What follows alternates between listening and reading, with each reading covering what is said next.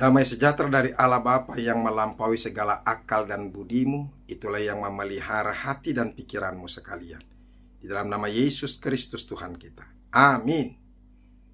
Shalom Bapak Ibu Saudara-saudaraku, selamat hari Minggu, selamat bertemu kembali dalam khotbah kita hari ini, yaitu Minggu 70 hari sebelum kebangkitan Tuhan Yesus, yaitu tanggal 16 Februari tahun 2025. Firman Tuhan yang menjadi renungan buat kita hari ini, yaitu yang diambil dari Yeremia pasal yang ke-17, ayat yang ke-12 sampai ayat yang ke-18. Mari kita dengarkan firman Tuhan, camkan ini dalam hatimu. Tuhan Yesus memberkati kita. Tahta kemuliaan luhur dari sejak semula, tempat bait kudus kita. Ya pengharapan Israel, Tuhan, semua orang yang meninggalkan Engkau akan menjadi malu. Orang-orang yang menyimpang daripadamu akan dilenyapkan di negeri, sebab mereka telah meninggalkan sumber air yang hidup, yakni Tuhan. Sembuhkanlah aku ya Tuhan, maka aku akan sembuh. Selamatkanlah aku, maka aku akan selamat. Sebab Engkaulah kepujianku. Sesungguhnya mereka berkata kepadaku, di manakah firman Tuhan itu? Biarlah ia sampai. Namun tidak pernah aku mendesak kepadamu untuk mendatangkan malapetaka. Aku tidak mengingini hari bencana. Engkaulah yang mengetahui apa yang keluar dari bibirku. Semuanya terpampang di hadapan matamu. Janganlah engkau menjadi kedahsyatan bagiku. Engkaulah perlindunganku pada hari malapetaka. Biarlah orang-orang yang mengejar aku menjadi malu, tapi janganlah aku ini menjadi malu. Biarlah mereka terkejut, tetapi janganlah aku ini terkejut. Buatlah hari malapetaka menimpa mereka, dan hancurkanlah mereka dengan kehancuran yang berganda. Demikianlah firman Tuhan. Bapak Ibu Saudara-saudaraku yang dikasihi Yesus Kristus, pernahkah kita merasa hidup kita dalam kehampaan dan hilang pengharapan? Bayangkan saudara-saudara, hidup yang hampa dan kehilangan pengharapan. Itu suatu hidup yang begitu berat, penuh pergumulan, bahkan penderitaan. Saudara-saudara, ada pertanyaan yang kedua lagi yang berkata kepada kita, ya, pernahkah kita mencari kebahagiaan dan kepuasan di tempat yang salah? Namun yang kita dapatkan hanyalah kekecewaan dan kepahitan. Sering sekali orang berupaya untuk mencari kebahagiaan dan kepuasan batin, tetapi di tempat yang salah. Ini mungkin juga bisa terjadi dalam kehidupan kita. Di tengah-tengah pergumulan kita, di tengah-tengah persoalan kita, di tengah-tengah beban yang begitu berat yang kita alami, kadang-kadang kita berupaya untuk mencari penghiburan di tempat yang salah. Mungkin di tempat dugem, mungkin di tempat klub malam, night club, atau mungkin di diskotik dan sebagainya. Orang bukan menemukan penghiburan, tetapi justru terikat dengan dosa dan terikat dengan masalah yang baru. Terikat dengan kemabukan, terikat dengan obat-obat terlarang, terikat juga dengan seks bebas, dan banyak hal yang boleh terjadi sehingga kita justru semakin menderita karenanya. Nah, ada lagi pertanyaan yang ketiga, saudara-saudara. Pernahkah kita berada di titik yang terendah dalam hidup kita, di mana kita merasa sendirian, kita terpuruk, jatuh miskin, dan orang-orang meninggalkan kita, sahabat-sahabat kita juga meninggalkan kita. Kita menderita sendiri tanpa ada orang yang menolong kita. Saudara-saudara, kalau kita boleh jujur, sebagai manusia kita pasti pernah mengalami ketiga hal tersebut. Hidup dalam kehampaan dan kehilangan harapan. Dan juga salah mencari tempat penghiburan dan menggenapkan semuanya keinginan-keinginan kita. Dan yang ketiga, kita berada dalam titik yang terendah dalam kehidupan kita, di mana orang tidak pernah dan sudah tidak mau lagi datang kepada kita. Kita mengalami penderitaan hanya sendiri. Nah, saudara-saudara, demikianlah bangsa Israel, bangsanya Tuhan, umat pilihan Tuhan. Mereka mengalami situasi yang berat, mereka menderita, mereka bergumul, mereka mengalami penderitaan yang begitu luar biasa. Nah, yang menjadi pertanyaan kepada kita saudara-saudara, kenapa ini bisa terjadi? Nah, ini yang juga perlu kita pelajari saudara-saudara, supaya jangan sampai itu terjadi kepada kita. Pertanyaannya, dosa apa yang dilakukan oleh bangsa Israel? Ini juga menjadi pelajaran buat kita saudara-saudara. Mari kita lihat, dosa apa yang dilakukan oleh bangsa Israel. Yang pertama saudara-saudara, mereka meninggalkan Tuhan yang sumber air hidup itu. Dan mereka pergi kepada ilah yang mati itu. Padahal saudara-saudara, mereka sudah banyak mengalami pengalaman rohani mereka, di mana Tuhan sudah sering memberkati mereka, memberikan yang terbaik, membebaskan mereka dari banyak pergumulan. Bahkan mereka dilindungi dari bangsa-bangsa yang berupaya untuk menghancurkan mereka.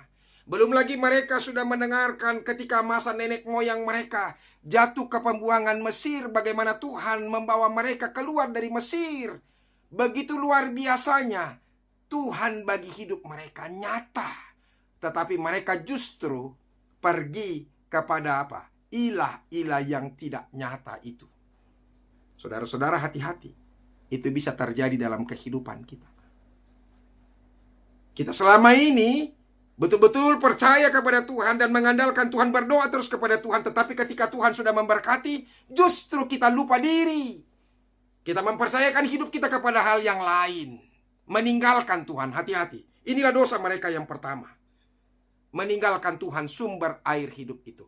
Yang kedua, penyembahan berhala, hampir mirip sebenarnya. Ya, mereka membuat dan menyembah berhala-berhala, melanggar perintah Tuhan yang jelas tidak menyembah Allah itu sendiri.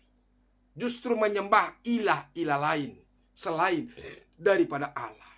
Bayangkan mereka menyembah ilah lain, berpaling daripada Tuhan, menduakan Tuhan, berzina ya kepada Tuhan yang lain. Nah, hati-hati itu juga. Yang ketiga saudara-saudara, ya, ketidakadilan dan penindasan. Mereka setelah diberkati, ketika mereka sudah semakin sejahtera, mereka lupa diri. Mereka tidak memperhatikan kehidupan orang-orang yang di bawah. Bahkan mereka justru menindas. Seharusnya mereka justru menolong orang-orang yang membutuhkan mereka. Saudara-saudara, saya mau ingatkan kepada kita, jangan sampai kita tidak peduli. Ini penting. Karena apa? Karena Tuhan pasti akan menghukum kita. Ingat, Yesus pernah berkata, ya, apa yang kau lakukan kepada salah satu orang yang paling hina ini, maka engkau sedang melakukannya kepadaku. Saudara-saudara, Yesus mengidentikan dirinya kepada salah satu orang yang miskin, yang hina, yang tidak ada apa-apanya. Dan ketika kita berlaku curang kepada mereka, maka Tuhan pasti akan menghukum. Ingat itu. Supaya jangan kita berlaku hal-hal yang tidak baik. Nah, yang kemudian ini yang paling sering kita lakukan. Paling sering kita lakukan, yaitu kemunafikan. Mereka beribadah kepada Tuhan hanya secara lahiriah saja. Mereka memuji-muji Tuhan. Mulut mereka berkata atau menyanyikan nyanyian-nyanyian Tuhan, berkata tentang Tuhan, tetapi hatinya penuh dengan kejahatan. Bukankah banyak orang di gereja seperti itu? Orang bernyanyi memuji Tuhan, tapi saling membenci, saling menghina, saling memfitnah, menggosipkan satu dengan yang lain. Baju kita adalah baju gereja, tapi hati kita bukanlah orang yang sedang beribadah. Kemunafikan. Tuhan tidak suka dengan kemunafikan. Kalau kita beribadah, memuji Tuhan, hati kita juga harus penuh dengan sukacita. Dan hati juga penuh dengan kasih Tuhan. Itu. Nah, yang berikutnya, yang kelima, penolakan terhadap nubuatan. Mereka tidak menerima firman Tuhan. Mereka menolak bahkan mengejek nabi-nabi Tuhan yang menyampaikan peringatan dan seruan untuk bertobat. Ini yang terjadi. Nah, saudara-saudara, ini juga yang menjadi pokok-pokok renungan bagi kita, saudara-saudara. Ya, kalau apa yang terjadi, kenapa mereka menjadi apa? Menjadi menderita, bergumul, mengalami masalah, dan mereka jatuh ke dalam pergumulan yang begitu berat. Ya ini, gara-gara itulah mereka terjatuh. Dihukum Tuhan lah mereka. Dan begitu juga dengan ancaman bangsa-bangsa lain terjadi, mereka hadapi. Dan apa? Kehancuran moral spiritual. Makanya jangan hancur moral spiritual kita. Sebab itu akan merusak dan apa? Membuat kita menderita. Sehingga kita terjadilah keputusasaan. Itu yang saya katakan tadi. Pernahkah kita mengalami hidup yang hampa tanpa pengharapan? Karena apa? Karena sudah putus asa, saking menderitanya. Nah, Bapak Ibu saudara-saudara, apakah yang menjadi pokok-pokok khotbah buat kita? Ya, ini yang mau dikatakan. Yang pertama, jangan pernah meninggalkan Allah kita yang menjadi sumber air kehidupan. Pergi kepada ilah-ilah yang lain, ilah-ilah yang mati itu. Karena ketika kita pergi kepada mereka, mempercayai ilah-ilah yang lain itu, maka kita sudah pasti mati. Namanya juga sumber air hidup. Allah itu adalah sumber air hidup. Air itu adalah sumber kehidupan. Dan ketika kita meninggalkan Tuhan, maka kita sedang meninggalkan sumber kehidupan kita. Maka hati-hatilah, jangan sampai menodai tahta kemuliaan dan yang luhur dari sejak semula, yaitu tempat kudus Tuhan, di mana Tuhan boleh hadir. Jadi saudara-saudara, mari jangan sampai kita pernah meninggalkan Tuhan dalam kehidupan kita. Jangan sampai kita menodai tempat di mana Tuhan hadir. Apalagi di gereja, di gerejalah pada saat ini. Ya, jangan sombong dan angku di gereja, tapi rendahkan dirimu. Firman Tuhan katakan dalam Pengkhotbah 4 ayat 17, ya, berhati-hatilah ketika engkau melangkah masuk ke rumah Allah. Berhati-hati. Jaga langkah-langkahmu ketika engkau masuk ke rumah Allah. Itu diingatkan kepada kita, supaya jangan sembarangan kalau kita masuk ke rumah Tuhan. Itu yang pertama, saudara-saudara, yang mau kita sampaikan, yang mau disampaikan oleh firman Tuhan ini kepada kita. Ya. Yang kedua, saudara-saudara, berdoa. Berdoa terus, meminta pertolongan kepada Tuhan. Berdoa terus, jangan pernah putus meminta kesembuhan kepada Tuhan. Mari kita lihat di sini ayat 14 sampai 17. Sembuhkanlah aku ya Tuhan, maka aku akan sembuh. Selamatkanlah aku, maka aku akan selamat. Sebab engkaulah kepujianku. Janganlah engkau menjadi kedahsyatan bagiku. Engkaulah perlindunganku pada hari malapetaka. Saudara-saudaraku, ketika engkau mengalami penderitaan sama seperti Yeremia, berserulah dalam doamu. Janganlah engkau pernah putusnya untuk berdoa kepada Tuhan. Di tengah-tengah penderitaan, di tengah-tengah penyakit, di tengah-tengah pergumulan, mintalah kesembuhan, mintalah kelepasan, supaya Tuhan menjadi penolong bagi hidup kita.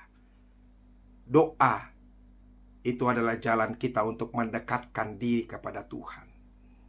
Doa di mana sarana kita menyampaikan seluruh keluh kesah kita kepada Tuhan, maka Tuhan akan mendengar.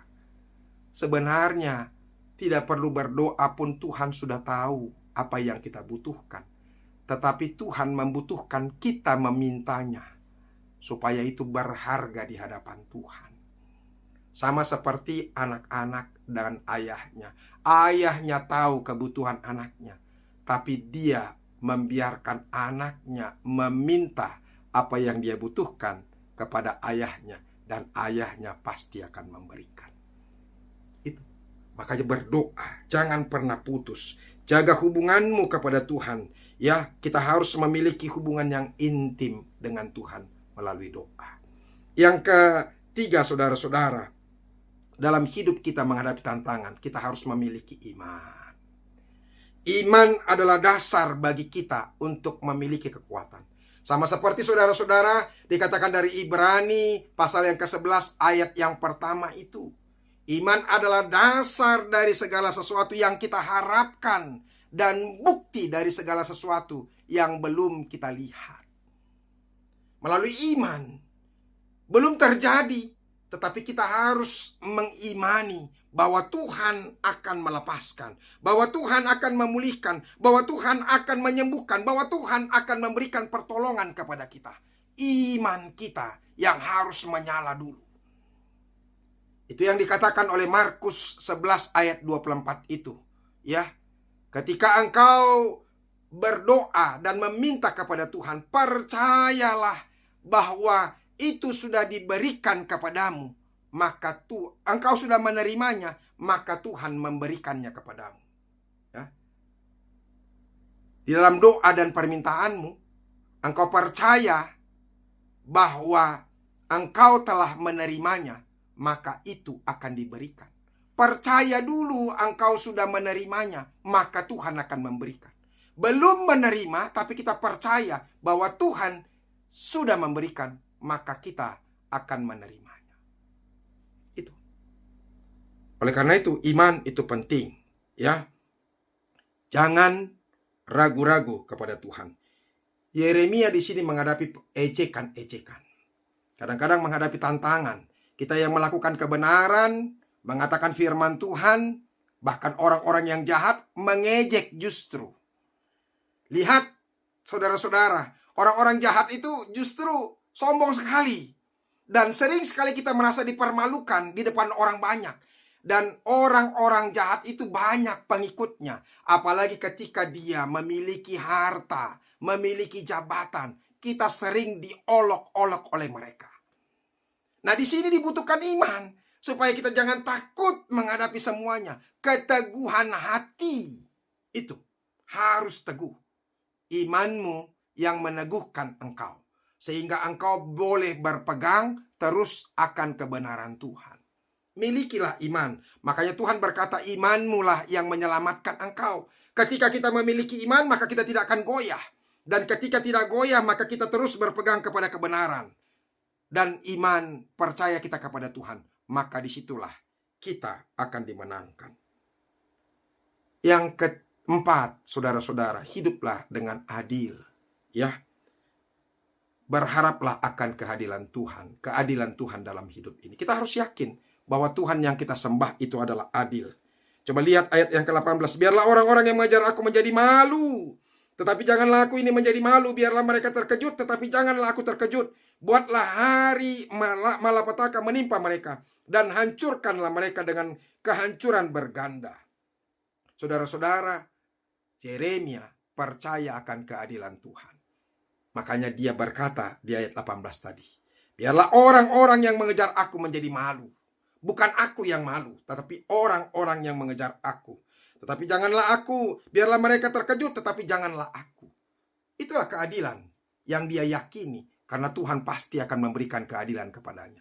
Jadi ketika engkau mengalami pergumulan, karena kebenaran, karena firman Tuhan, karena nubuatan yang harus kita sampaikan, tetaplah beriman kepada Tuhan. Dan tetaplah yakini bahwa keadilan Tuhan terus akan terjadi dalam kehidupanmu. Jangan ragu-ragu. Tuhan pasti akan menghukum orang-orang yang jahat. Ingat, Tuhan pasti akan menghukum. Walaupun kadang-kadang terlihat begitu lama. Kadang-kadang kita berpikir, kenapa Tuhan engkau izinkan terus orang jahat itu melakukan kejahatannya. Kadang-kadang kita bingung melihatnya. Tapi Tuhan lebih tahu apa yang dia lakukan. Yang penting kita tetap berpikir bahwa keadilan Tuhan tetap akan terjadi dalam kehidupan kita. Nah, oleh karena itu saudara-saudara, apa yang perlu kita lakukan? Implementasinya dalam kehidupan kita. Yang pertama saudara-saudara, jadikan Tuhan menjadi sumber harapan. Jangan pernah hilang pengharapan. Tuhan ada, Tuhan itu hidup, Tuhan itu kekal. Dia adalah Allah yang lampau, hari ini, dan selama-lamanya. Oleh karena itu, berharaplah terus kepada Tuhan. Jangan hanya mengandalkan dunia ini. Hati-hati hidup di dunia ini dan mengandalkan dunia ini, maka kita akan kecewa. Itu makanya di ayat 5 dari firman Tuhan ini berkata saudara-saudara kepada kita, ya, terkutuklah orang-orang yang mengandalkan manusia, yang mengandalkan kekuatannya sendiri, dan menjauhkan, dan hatinya menjauh daripada Tuhan. Terkutuk. Bahaya kali. Bahaya sekali kalau kita tidak mengandalkan Tuhan, ya. Kalau kita mengandalkan manusia, jangan mengandalkan pikiranmu sendiri. Jangan mengandalkan kekuatanmu. Jangan mengandalkan jabatanmu. Jangan mengandalkan uangmu, materimu. Sebab semuanya itu tidak ada gunanya. Tidak ada kuasanya. Hanya kuasa Tuhan yang boleh terjadi dalam kehidupan kita.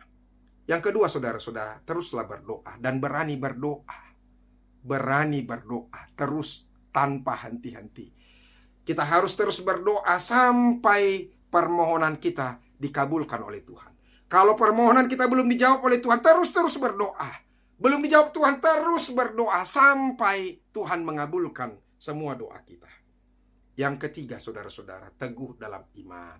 Ini yang saya katakan, ya, jangan takut. Hadapi tantangan dan ejekan dengan iman percaya. Sebab banyak orang, ya, terus saja mengejek kita. Oleh karena itu sering kita jadi lemah. Tapi tetaplah terus mengimani Tuhan dan setia, teguh dalam hatimu. Semoga Tuhan memberkati kita dalam menghadapi setiap pergumulan-pergumulan kita. Jangan sampai kita melakukan hal-hal yang curang, dosa-dosa yang tidak dikehendaki oleh Tuhan tadi. Jangan sampai kita meninggalkan sumber air hidup itu, yaitu Allah sendiri. Jangan sampai kita menyembah ilah-ilah yang lain, tapi sembahlah Tuhan. Jangan berzina rohani kita, ya. Dan jangan berlaku munafik. Jangan mulut kita menyembah-nyembah Tuhan, tapi hati kita penuh dengan kejahatan. Ini sering sekali terjadi di gereja. Nah, di gereja hati-hati, ya. Tuhan tidak suka dengan orang yang munafik. Dan Tuhan benci sekali, Yesus sendiri benci sekali menghadapi melihat orang-orang ahli Taurat, Farisi dan Saduki itu. Mereka mengerti, terus beribadah, mengerti firman Tuhan, tapi sedikit pun hatinya tidak terpaut dengan firman Tuhan.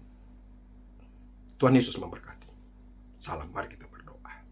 Terima kasih Tuhan, kami sudah diingatkan oleh firman-Mu, supaya kami tidak pernah hilang pengharapan. Kami terus berharap kepada Tuhan apapun yang sedang terjadi. Sama seperti Yeremia yang mengalami pergumulan ketika dia mengandalkan Tuhan, ketika dia melakukan nubuatan apa yang Tuhan katakan, dan ketika dia menyampaikan firman. Ketika orang-orang mengejek dia, tapi dia tetap teguh, tetap beriman kepada Tuhan, dan tetap berdoa mengandalkan Engkau. Ajar kami Tuhan untuk tetap setia kepada Tuhan. Jangan kami berzina rohani. Jangan sampai kami menjauh dari sumber air hidup itu, yaitu Tuhan. Terima kasih Yesus. Dalam nama-Mu kami berdoa dan mengucap syukur. Amin. Bapak Ibu saudara-saudara, selamat hari Minggu. Sampai ketemu minggu depan. Teruslah beribadah supaya kita tetap diteguhkan oleh Tuhan. Sampai ketemu. Salam.